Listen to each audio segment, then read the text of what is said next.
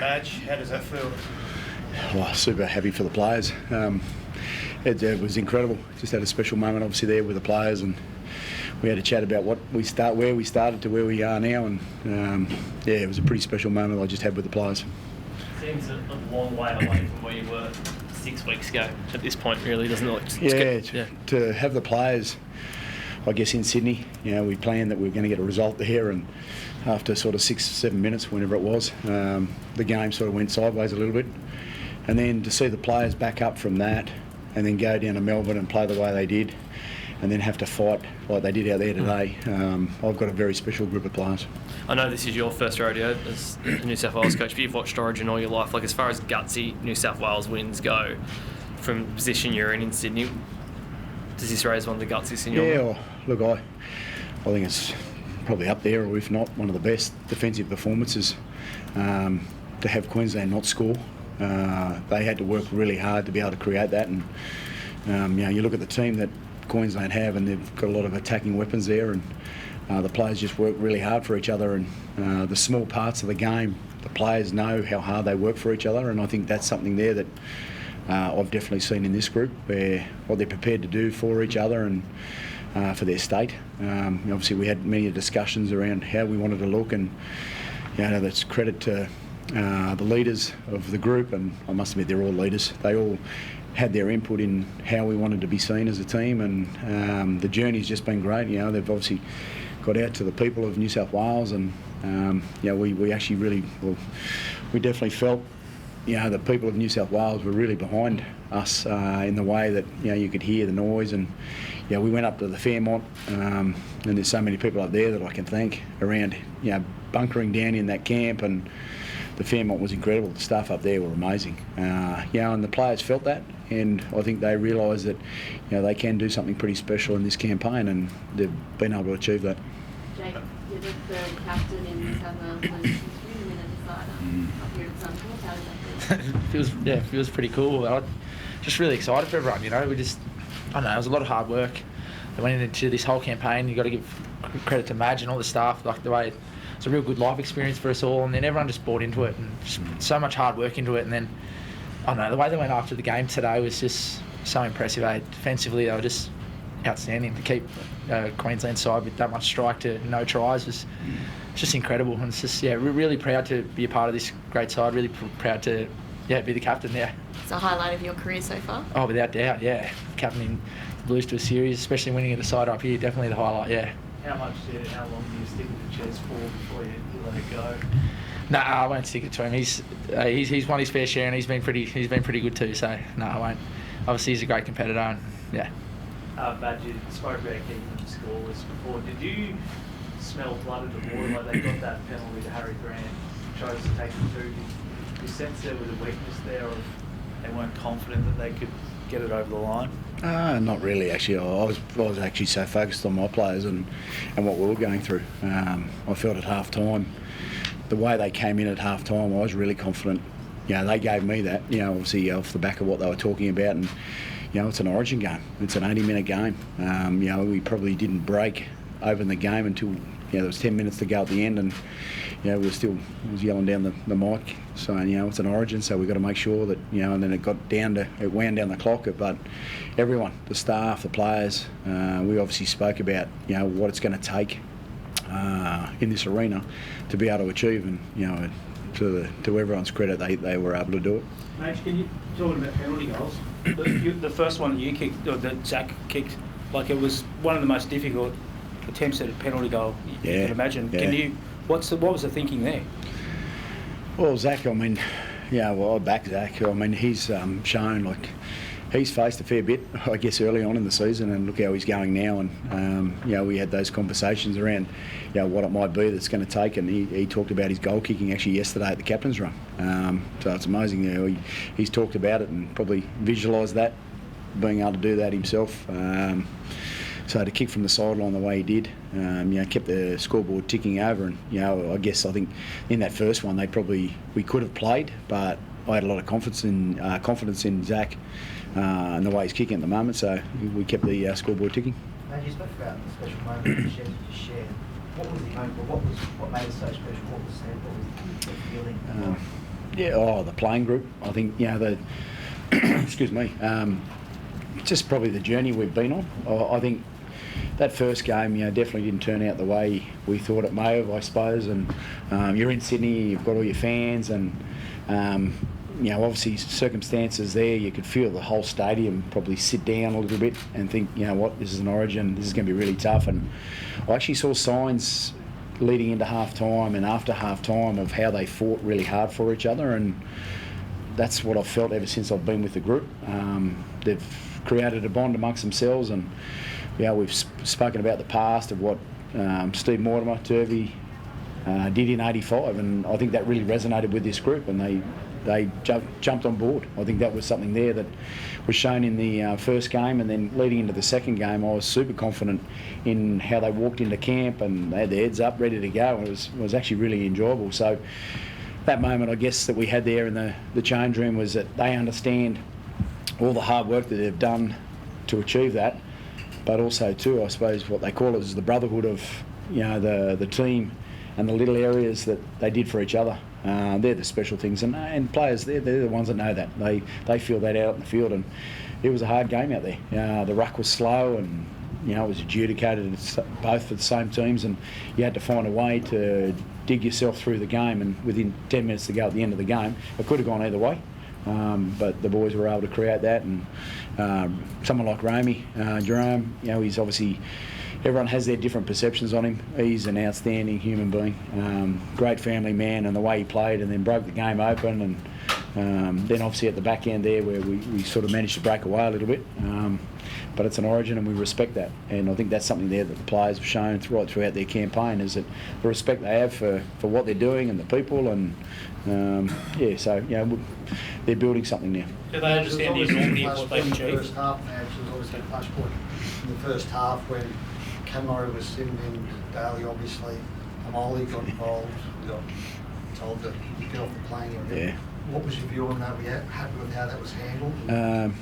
Look, it is what it is, but I guess when you look at that moment, it's like Cam Murray's one of the nicest blokes, similar to this bloke, in the game, and he plays the game, to perfection.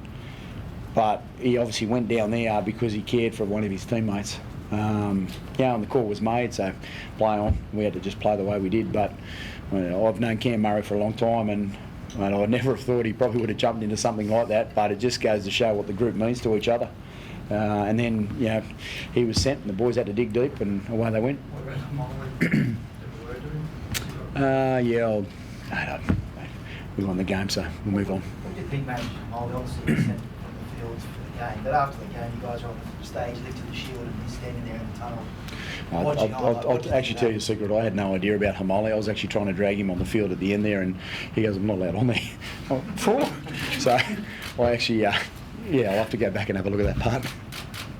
Madge, what about Mitch Moses? I mean, coming into the series under just obviously the first game, he's represented a career swimming under the microscope at times, but in the first half, I think it was, I see early in the second half, it looked like he was carrying a foot injury, makes a great cover tackle on Reece Washman, looks like he's going to run away, comes up with a huge play at the end of the game, looks like he ruptured his bicep as well. Can you tell us about his sort of performance tonight and impact on the series? Coming in, I guess I spoke to Mitch a fair bit prior to the series even began, and you get to know all the players, and I do like Mitch and his personality. It suits the arena. You've got to have a lot of confidence about your own game, and I think that's what he brought to the game. In game two, he and his kick is very handy, isn't it? That's what Origin's about. You've got to get a decent kick on the back end of your sets, and he definitely brought that. And it was really nice to see him break the game open there. He was patient. The game was a dogfight. And it was going to be a moment that opened the game up, and Mitch found that. What's your man of the year? Angus Crichton was in reserve grade. Now he's a Wally Lewis medalist. How important was he for this team? Oh, he's enormous. He's excellent. He's getting better and better now. I mean, I guess just goes to show in life that you can face a bit of adversity, but he's a great example of a player that went back and rebuilt, where he was at, and it's a real credit to him. I obviously had a bit of history with Gussie over the years with where he's come through as a young player, so I've known him quite well. And I guess you face a little bit of adversity, and he's one player that and he's at the best and best of his game at the moment, but he's getting better and better. And he had a pretty handy character in Boyd Cordner, being able to be with him and the players themselves to be able to do what he's done. I think going since South Wales have won 4 series in 18 years is great. The fact that you had a team that won so hard tonight, kept winning all the scores and the way they ended up here, what can that do for this group of players for the next couple of years and sort of set the Blues up for a while? Oh, I think the belief of what this group is capable of is probably something there that's really special. They really believed in each other. I mean, people probably asked, actually I had a lot of you guys ask me about Jake being captain, and it's the glue, it's the special parts of what goes on in and around the team that people don't get to see, but I get to see. And I wanted Jake as our captain because of his character. The players love him, and so did. But they do. They just had another special moment in there where they all cheered him, and but that's what Jake brings. So you're picking certain characters to what you want, and I felt Jake was the man that I wanted to run and lead the team. So it was nice to see.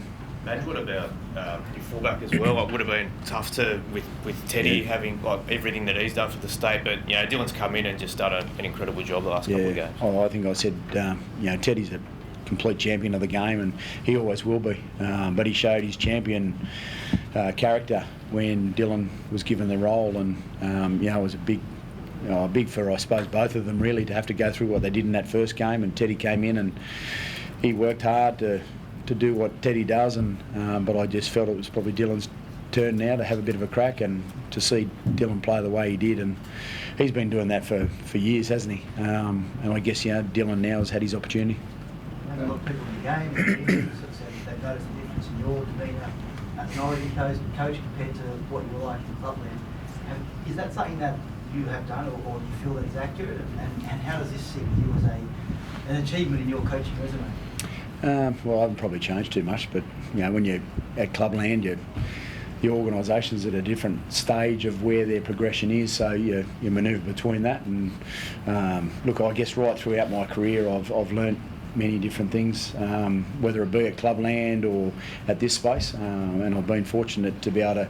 I've got to thank the Kiwis. They gave me a great opportunity, and we had some great times together that taught how to coach in campaign levels, but also too I've enjoyed my coaching at club level too. So I guess this, when you've got the best players in the game, it is subtly different. You've got players that just know exactly what they need to do, and those conversations that you have are just at a different level. To be honest, I didn't do a whole heap of coaching towards the back end of this campaign because the players take over, and that's something there that I like to do when you get the right playing group together. And the players, the last 2 or 3 sessions, they literally ran it themselves. And they led what we needed to do, and that's what I believe you need to do when you're at this level. So that's something there that they did really well, and Jake was the captain of that. Madge, we've been talking about the Blues record in Deciders up here at Lane Park for the last couple of weeks. In talking with you and some of your players in the media in the last week or so, it seemed like this wasn't even discussed in camp, even though it was such a major statistical anomaly. Did you have anything on your mind, recognising that this was a huge challenge, maybe rugby league's biggest challenge? Well, experience, I guess, especially over the last sort of probably 2 years, has shown me that you can do what if you want to do, if you believe in it hard enough. And I think this playing group believe that they're capable of doing something special, and they did that. So wherever you play, depending on how the belief of the group is, that's the path that they can go. And we didn't really talk about the enormity of what has happened in the game because it's a new group, and it's something there that this group wants to build themselves. That'll go down in history. And we spoke about that. They've got an opportunity to be able to create their own history. And we've had special people along the way. In Steve Turvey Mortimer, like many of the greats, like the amount of greats that I've been fortunate to meet and talk to about what this space brings, resonated in the playing group. We had Steve Waugh, so I probably have to thank Steve.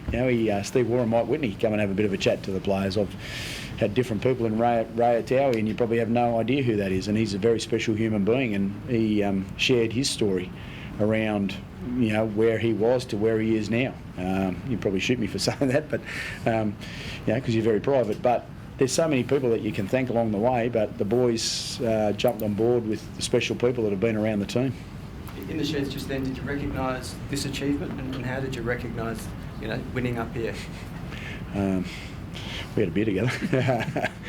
They just connected together and they sung the song, and we've had a pretty special moment just in the change room, and I'll leave it at that. They're in-house things that the players got to share themselves. This year, NRL on 9 is your one-stop shop for all footy. That's right, Freddie. Not about the highlights, action, 7 days a week. Billy and Gus podcast, get that on your drive on the way home. Immortal Behaviour, grab a seat on the couch for that, and of course my favourite, Freddie in the Own. The best footy brains, the biggest games. Don't trust the algorithm, subscribe to NRL on 9 and get all your entertainment there.